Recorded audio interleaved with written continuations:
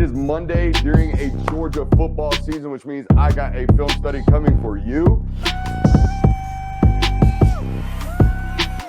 We just stepped on their face with a hobtail boot and broke their nose. We just crushed their face.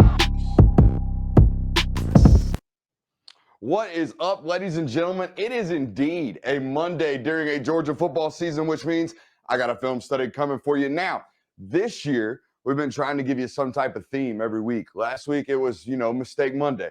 We went through all the mistakes, mostly through the first half for you on YouTube, the whole entire offense over on patreon.com/Brooks Austin. Today, we got you a different theme, okay? It's obviously offensive oriented. Don't think the defense has become a problem yet. I think they had one bad play on Saturday.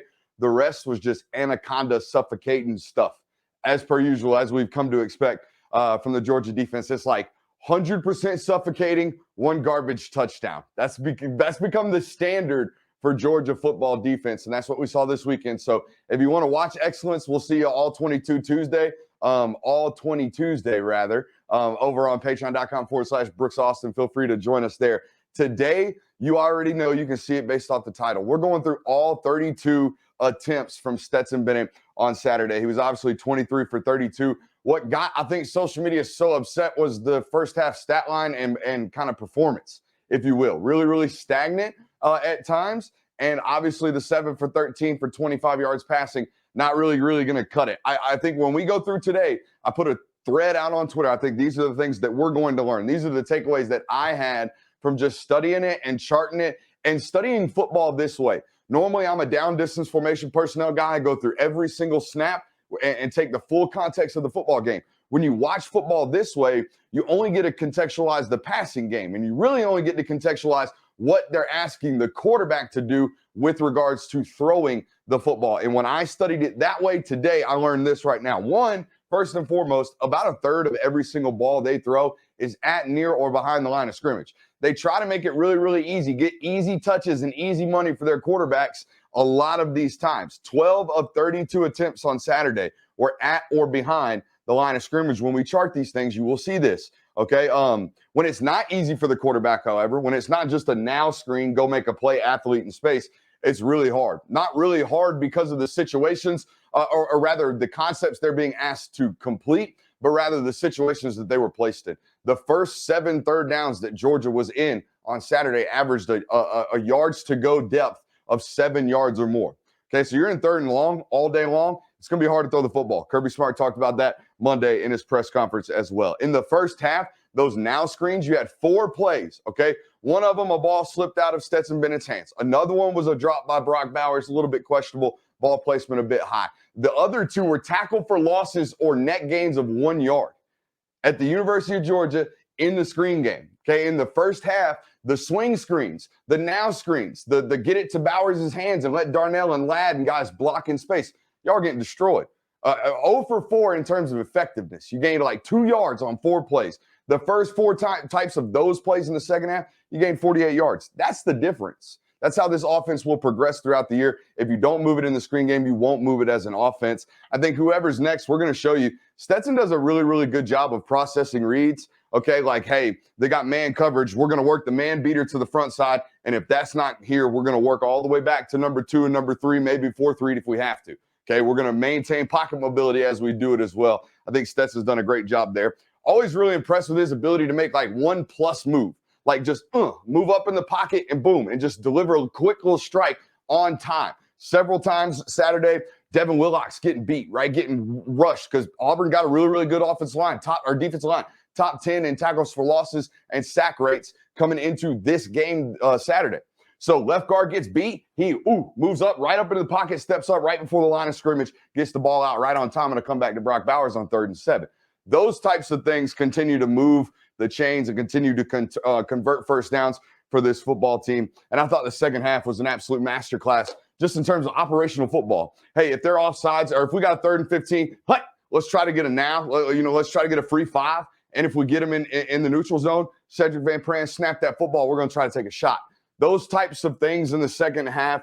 Hey, we caught them in a substitution when they weren't so supposed to be substituting, right? Immediately get on the ball right now. Stetson's yelling NASCAR. They get right on the ball. They catch a guy offsides completely, take a shot at the end zone free without any type of risk, right? Those types of things are what we call masterclass in operational football. All right, that is our intro right there. 5 minutes in, tried to be a little bit tight for you. Want to give a shout out to the Gramco, thegramco.com. Promo code Brooks will get you 25% off on all the latest and greatest in the CBD and Delta 8 space. Big time gummy guys and the Wake and Bake coffee guys obviously wired up on the coffee today. So shouts out to them. Thegramco.com. Again, promo code Brooks gets you 25% off. Let's get after this, man. Let's grind some tape.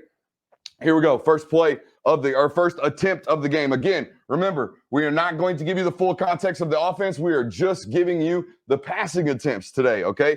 Just watching Stet. Now, here's a little operational thing for you. That's 0, that's 4, and that's 19. Okay, they are in what we call 0-3 personnel. Okay, no running back on the field, right, guys? Or actually, that's Dejon Edwards. Excuse me. They're in 13 personnel. That's number 30. I thought it was number 10. Kind of looks like him, right? Anyways, they're in 13 personnel. They're trying to throw a now screen, okay, to Brock Bowers. Okay, but Bowers, ball's a little high. Ball's into the sun, I would imagine, as well, and unable to come up with this catch. A ball that's normally completed. And actually, like I said, I kind of like the play design. It's kind of new. First time I've seen them in 13 personnel for the better part of the year. They've been living in 12, haven't been running a lot of 13. It kind of tells you what they think about the young freshman tight end right now, getting him onto the field very, very early in a set that they think could win. Probably could win right now, right? If we catch this ball here, I think that blocks a little bit. It's lacking execution. You're going to see here in a second. I think this one is too. But if it gets licked up, you got Brock Bowers one-on-one with Owen Papo in a channel right there, and I like those odds. But it's incompleted, okay? Incomplete to start the football game, 0 for 1. Now, going to the next one. Love this right here for Monken, okay? He gives motion, right? What happens? I told y'all last week, Auburn lines up, plays football. Based off what they do pre-snap, exactly what they're doing. So down here, you got what we call levels, okay? You got what we call levels. He's going to motion right here, and then he's going to run the drag. So down on the bottom, we got a zone concept, right? You work this, hey, that's window number 1, that's window number 2. If it's all the way out, that's window number 3, as these guys drop into their zones, right? If it is zone, which it's man, so hold on.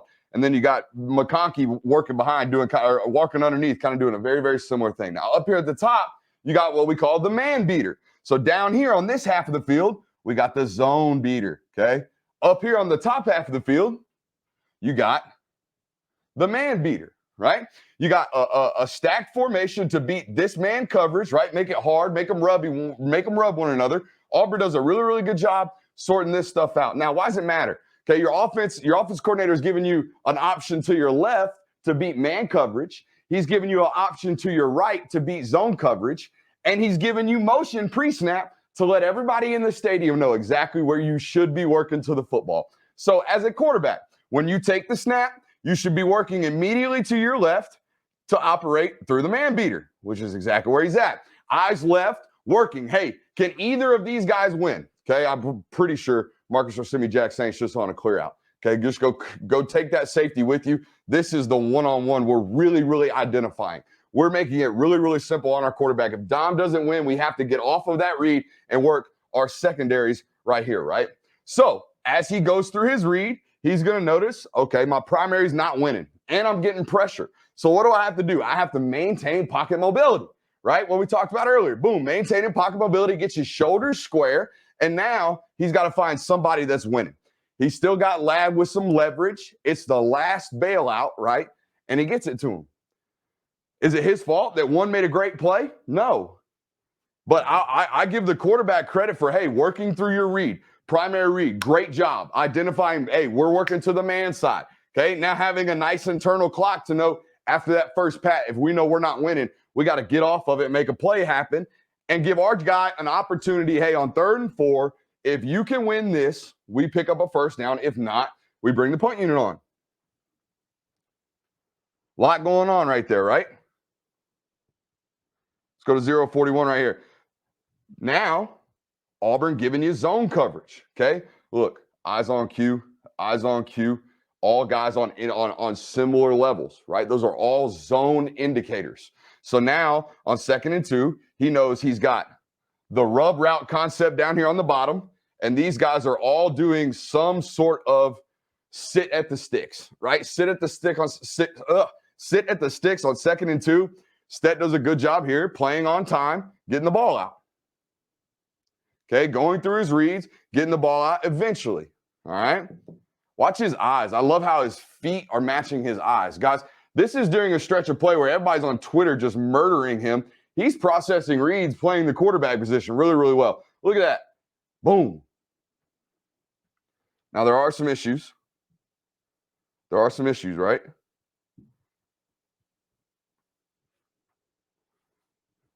Why are we having balls slip out of our hand? I don't get this one. Second week in a row, just had a ball slip right out of his hand. Now, these balls got good worn-in grip on them. These balls have some of the best ball care, ball treatment in the world, all right? Nice footballs. Hard to let them slip out of your hands unless I don't think he's got little hands. I've never shook Stetson's hands. Maybe I will next time I see him. So let me see that hand of yours. You got little hands. All right, so what I'm talking about, you will go as your offense goes on the edge. Your offense will go as you go on the edge. Can you win that block? Can you win that block? Can you win that block?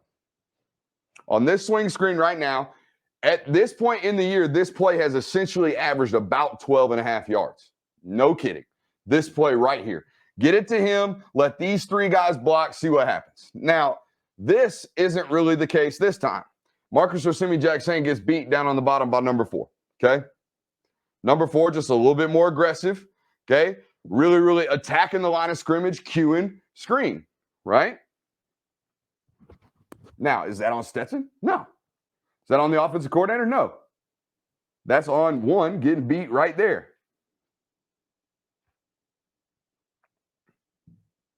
Where are we going next? Now you got 3rd and 11, okay? And this from the box looked like a really high ball. I'm honestly fine with the ball placement. Here's what I tweeted about. I told you, obvious passing downs, what are you going to do? You're going to bunch and probably run the smash concept, right? You don't have an X receiver. This is the smash concept, essentially. Okay, all you're doing is working this guy and this guy. You're reading high to low, right? You're reading high down to low on 3rd and 15. So if you're going to throw this ball, you've got to get it over this defender and under this defender. This ball has to be layered like that, okay?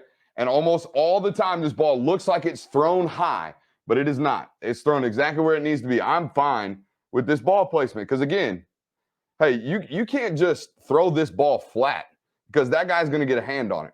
This ball does have to be layered somewhat like that. It's always up and high on this concept. Always up and high. I think they actually ran Ladd on a straight up clear out and then, and then brought Bowers back behind him and ran Darnell on the arrow. Nonetheless, that's your concept. You're going to flood, you're going to smash, you're going to do something to attack zones out of bunch every single time, period. If I were playing Georgia, that's exactly how I would be baiting the smash. I would be doing something. This defender right here, I'm waiting. I'm waiting for this defender right here on 3rd and 15 to just say, y'all can have that. I do not care. I'm going to bait you. I'm going to act like I'm playing this. And then as soon as I can, I'm turning, running, and I'm going to pick that ball off.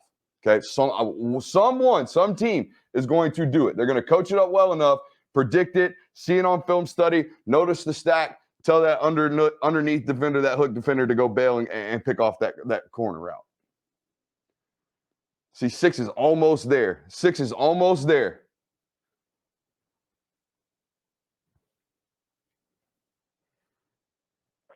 They are going to remain a play-action boot football team. They will always be a play-action boot football team as long as anybody that is associated with Monken or was here during Monken's reign or whatever. They will be a move the pocket football team. I promise you. They will not throw it 32 times from here. They will throw it 12 times from here. They will throw it 5 times from here. They will throw it 4 times from here. They will throw it 3 times from here. They will naked and boot and throw it 2 times really, really deep from here. You get it? So instead of like when you play a traditional spread team like USC or even like an Ohio State, right? You get 45 snaps of them throwing the football. You're going to get 30 of them from right there at that spot. All right. Well, at Georgia, you're going to get 30 of them from a quarterback or 20 of them from a quarterback under center, 20 of them from a quarterback back in shotgun, okay? And he's going to be moving, throwing the ball from all these different spots, which means your rush angles are constantly changing, right? Makes it really, really hard to get pressure, makes it much easier on your offensive line.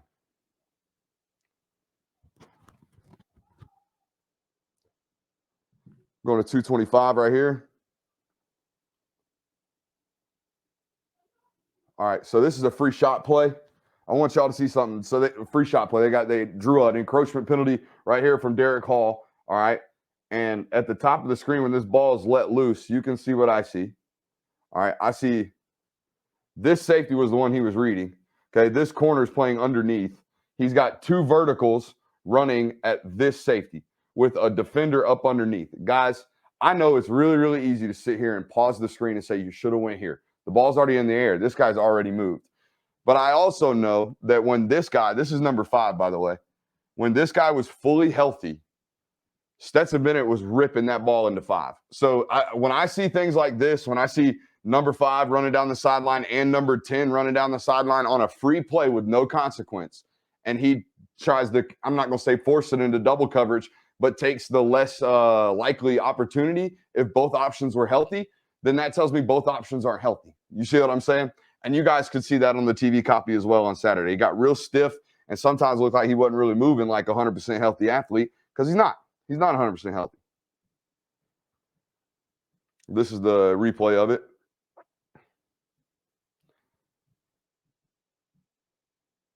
I think it's rather insane for him to even avoid this sack in the first place. Okay, so he ends up throwing this Dover all the way over here and kind of like, duck farts it short of Kearis Jackson right here. But watch all the stuff that he has to do just to avoid the sack. Albeit, remember, guys, it's 3rd and 10 right here in plus territory, right? So if he takes a sack right here, guess what happens?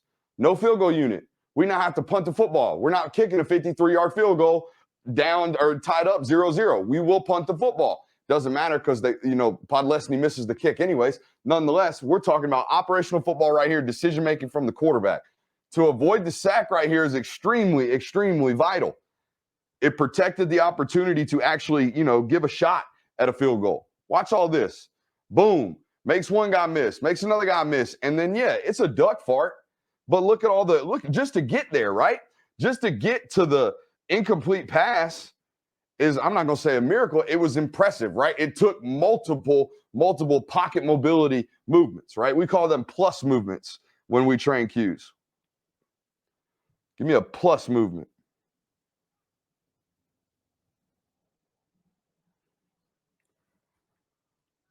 Simple quarterbacking right here, okay? Look at his eyes. He's got eyes on you, 18. When he sees you bailing, okay, he's going to abort the run fake and immediately hit the now to Marcus Rosemi-Jacksaint right here. This should be added to the at or near the line of scrimmage completions, right? This should be added to that kind of list.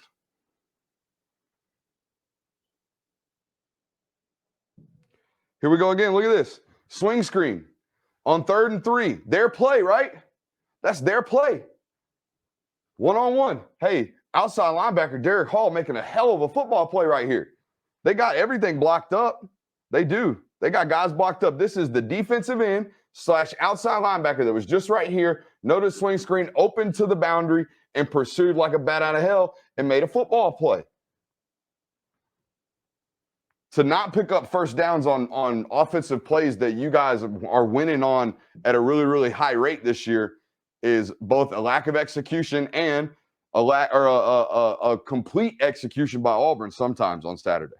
It obviously wasn't there the full game. I think they got really, really, really tired. Really, really tired. This is the critical miss.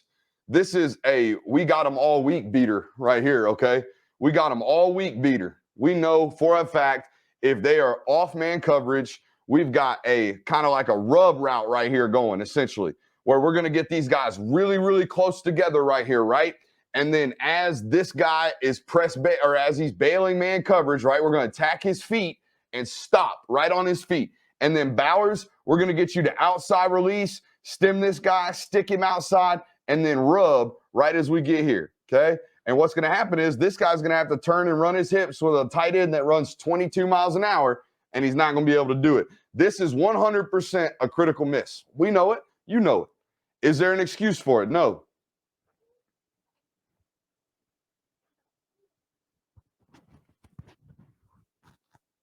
Get one more look at it. Here's where you're really going to see the design of it, right? Hey, safety's on the hash. We run the swing action to draw him even further on the hash. We know right now in the box, the hands are up. Coach is like, damn it, we called one, boys. We got us one. All we got to do is complete it, and they just can't get it, man. Just can't get it. It's got to be frustrating. I get it. But again, when you really boil it down and break it down, has he played up to this point? Has he really played that bad? No. I would argue that he has not, right? I would argue that he has not. But up until this point, has he been asked to do a ton? No. I would also argue no, he has not. It's 100% what we call a planned winner right there. 426 right here. Kirby got a kick out of a question on this one. It's not triple coverage, it's double coverage. It's high-low. It's what everyone does, okay? They're going to take him and get under number 3. He's got to get up under number 2, okay? He's got zone drop underneath number 2. He's got zone drop underneath number 3. And then I believe the safety who's out of your screen right now has got over the top of Bowers, okay? I think Stetson throws this football probably better than anybody, just in terms of location and accuracy. And sometimes it can get him in trouble. Okay, sometimes it can get him in trouble. Here comes Bowers on this one. Here's the underneath defender. He's going to run up underneath here. The safety over here is actually going to rotate over the top, right? That's what I'm talking about, high-low, right? You got a guy high and you got a guy low. This safety's got this quarters. He ends up getting back into the picture late. All right, but where this ball is put could not be any better. Could not be any better. Again, I think he throws this ball better than 99.9% of college football players or college quarterbacks. But he throws it so well and throws it so often, man. I mean, it's a great spot. Sometimes he can force it into triple coverage, double coverage, and sometimes it can get picked off. But that ball hit the guy's hands. Only one guy right there can catch that football, and it hit his hands. I mean, that's perfect placement. That's a dot, boys. That's an absolute dot. I'm fine with it, especially like right before the half. You got you got to fit a ball into a tight window. You just gave up the easy touchdown. You just missed the easy touchdown. And he comes back with another dot. Okay, we call this I was told this is called the Bubba fade. I don't know why they call it the Bubba fade. That's Greg Olson's terminology, by the way. Which, 18 years or whatever playing tight end, I take his terminology to heart. Okay, just going to press the feet of the DB and then work all this leverage, right? Ball's on the right hash. So you got from the right hash or the left hash over here, Dominic Blaylock, to the sideline to win. Okay, and the ball is going to meet you at the sideline where you're going to win. It's a dot. This is a perfect ball. This is an absolute perfect ball. And this is the last attempt of the first half. This is the last attempt of the first half. Okay, boom. I mean, it's dropped in a bucket. He just can't quite get his feet down. So let's recap some things before we send you jokers out of here over on YouTube. All right, here's the deal. So let's recap, right? 4 times you threw the ball at, near, or behind the line of scrimmage. Plays that this year, I mean, every time he's completed a football this year, he's averaged 12.5 yards per completion. Stetson Bennett has. So per average, if you just complete a ball at Georgia this year, 12.5 yards. Good work, right? Well, 4 throws in the first half where you're throwing to really, really good athletes in space. 2 times, wide receivers got absolutely whipped on the edge, TFLs, okay? Another time, quarterback just let the ball slip out of his hands. Another time, your Mackey Award winner dropped the ball that was right at his forehead. Those things don't happen very often, right? Getting tackled in the backfield on swing screen to Kenny McIntosh. That did not happen at all in the first 5.5 games, right? It didn't happen in the second half on Saturday. In the second half, the first 4 times, you went to 4 very, very similar plays that you went 0 for 4 on in terms of effectiveness in the first half. The first 4 plays you ran in the second half yielded 48 yards. What is that? Right at your average of 12, right? So it's a lack of execution, one. But yeah, 100%. When your quarterback's not asked to do a ton, the moment he is asked to do something, like hit Bowers with 1 minute and 12 seconds left, streaking down the sideline on a play that we have designed for you to win on all week long, you can't miss that, right? That has reasons for everyone to be upset about. But the rest of the stuff, the ability to play on time that we're going to show you in the second half that he really, really gets into where they're asking him, hey, second, third, fourth window reads, like you really got to work it right here. He's doing big boy stuff in the second half as well. Join us on patreon.com/Brooks Austin. I think what you've noticed is even when it was horrible, even when it was bad, even when it was 7 of 13 for 25 yards, I mean, you left today going, nah, it really wasn't that bad, right? There was some execution issues outside of what 13 could control. And guess what? That's football. That's 100% football. Patreon.com/Brooks Austin, thegramcode.com, promo code Brooks25 gets you 25% off. See you boys on YouTube. Again, join us on Patreon. That's the good stuff.